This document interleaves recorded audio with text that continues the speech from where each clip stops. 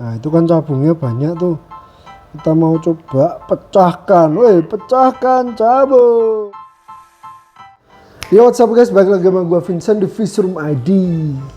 Nah teman-teman, aku mau bercerita loh guys. Jadi seperti ini ya. Selama ini aku memprogres maru-maruan.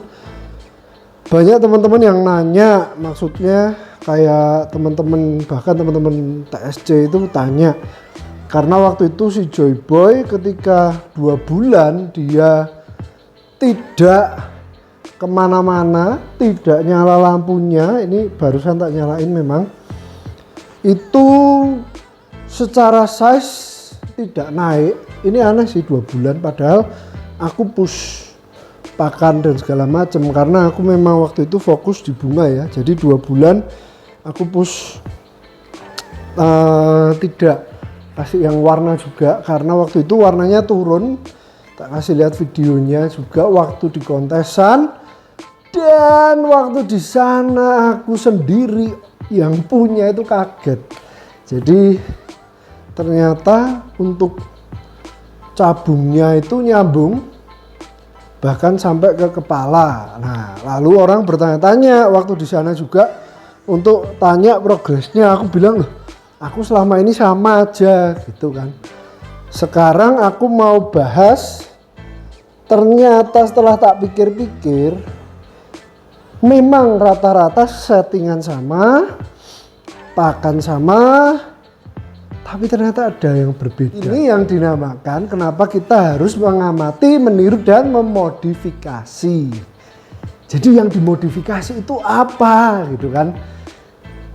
Yang pertama untuk tank saya selalu background hitam, semua hitam. Lalu pasir pasti merah. Dan yang berikutnya air ketapang. Dan ketapang pekat, lampu jarang nyala. Jadi sama persis sama brotolip.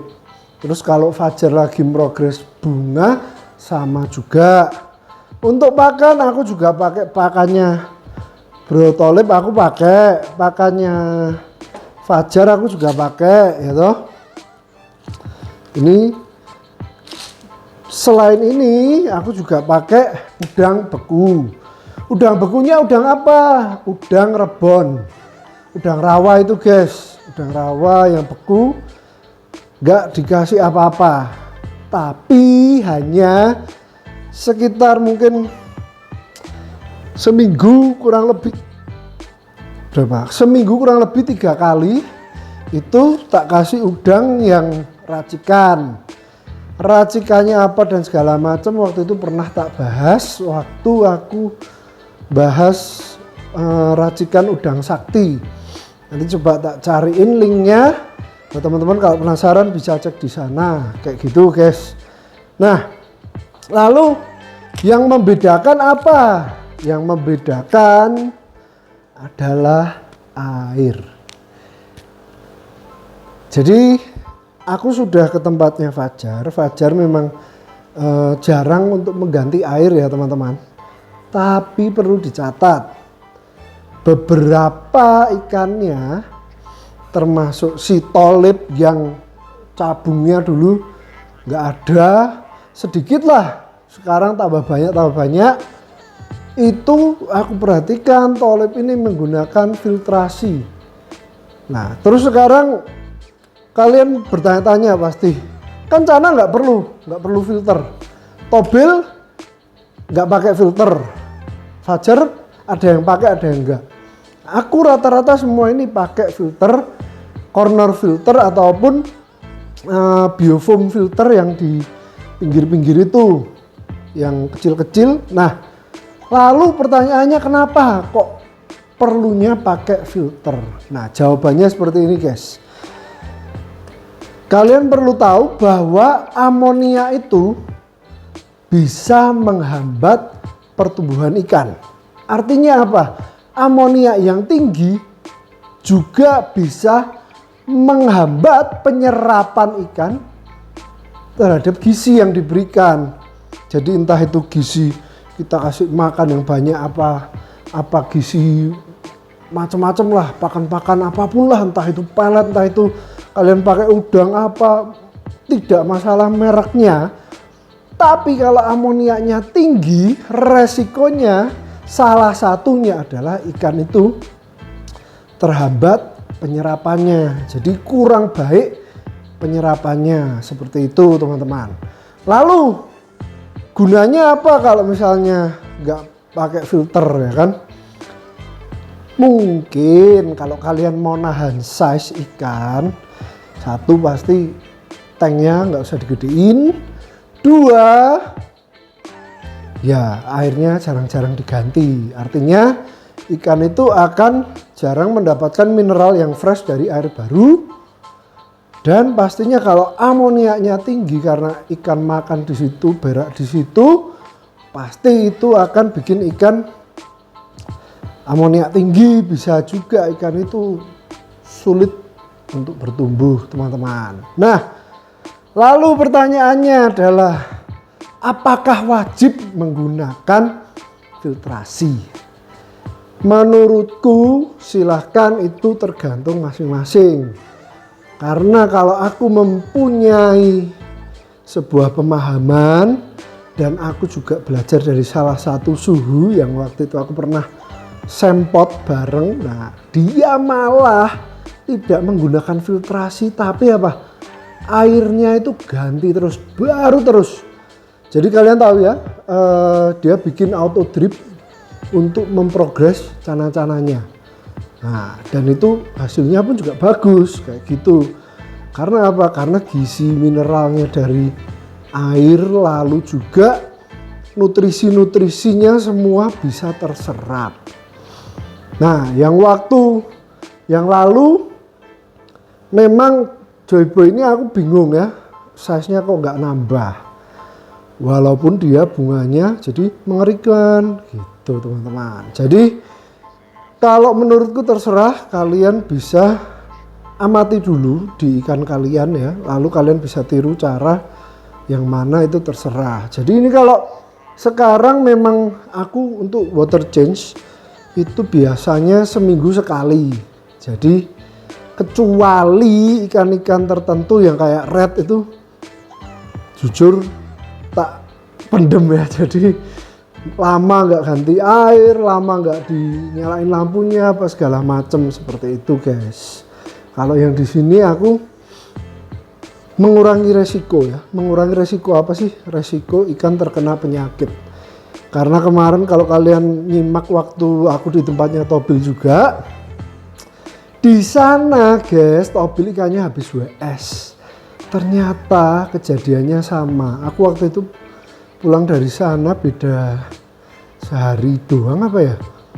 Nah itu menyedihkan. Ikanku yang dari Fajar satu itu tiba-tiba, karena kan ketapangnya pekat, nggak tak kasih lampu, jadi susahnya itu kan nggak kelihatan. Sebenarnya itu udah biasanya ikan itu maju terus ya.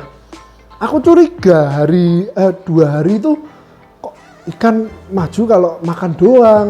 Tak nyalain lah lampunya, biasanya nggak pakai lampu kan. Ternyata sakit dan ternyata sudah parah. WS iya, bloating iya, tambah lagi sickness iya. Sampai karena udah sickness, aku coba obatin pakai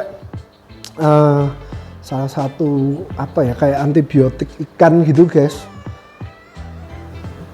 Tapi ternyata sudah terlambat dan ikannya meninggoy satu gitu. Ya, yang satu WS sudah tak pasangin heater gitu teman-teman. Nah jadi untuk air aku lebih sering water change-nya mungkin daripada teman-teman yang lain. Apakah itu ngefek atau gimana ya, itu tergantung kalian lihat di situasi kondisi ikannya. Kadang kalau misalnya aku memang ikan tertentu ya, kalau tidak ada perubahan itu tak ganti cara treatmentnya teman-teman. Jadi sengaja airnya tak suruh nggak usah diganti.